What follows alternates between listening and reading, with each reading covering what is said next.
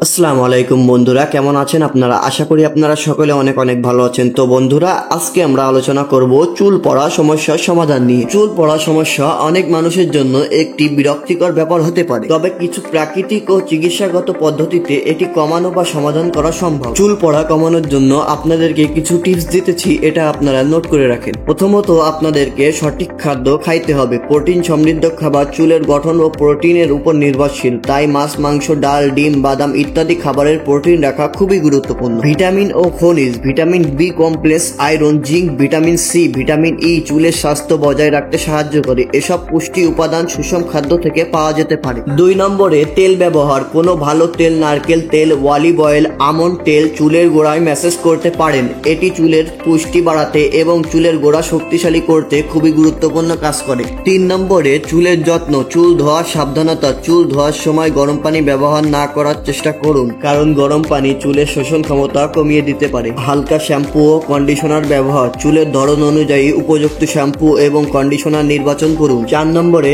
Stress কমান। মানসিক চাপ বা স্ট্রেস চুল পড়ার অন্যতম কারণ হতে পারে। দৈনন্দিন জীবনযাপনে ধ্যান, যোগ ব্যায়াম বা হাঁটা চলা স্ট্রেস এবং মানসিক চাপ কমাতে পারে। 5 নম্বরে, চিকিৎসকের পরামর্শ। যদি চুল পড়ার সমস্যা ক্রমেই বেড়ে যায়, তাহলে একজন ডার্মাটোলজিস্ট বা চর্মরোগ বিশেষজ্ঞের পরামর্শ নিন। তারা প্রয়োজনীয় পরীক্ষা করে চিকিৎসা বা ঔষধ সাজেস্ট করতে পারেন। এছাড়াও আপনারা আমাদের ইত্যাদি hair cut, salon and gents পার্লারে আসতে পারেন। আমরা খুবই স্বল্প মূল্যে চুল পড়া সমস্যার ট্রিটমেন্ট দিয়ে থাকি। তো ভিডিওটি আপনাদের কাছে কেমন লেগেছে অবশ্যই কমেন্ট বক্সে কমেন্ট করে জানাবেন, এবং আমাদের চ্যানেলে যদি নতুন হয়ে থাকেন অবশ্যই চ্যানেলটিকে সাবস্ক্রাইব করে পাশে থাকা বেল আইকনকে বাজিয়ে দিবেন। তো সবাই ভালো থাকবেন, সুস্থ থাকবেন। আসসালামু আলাইকুম।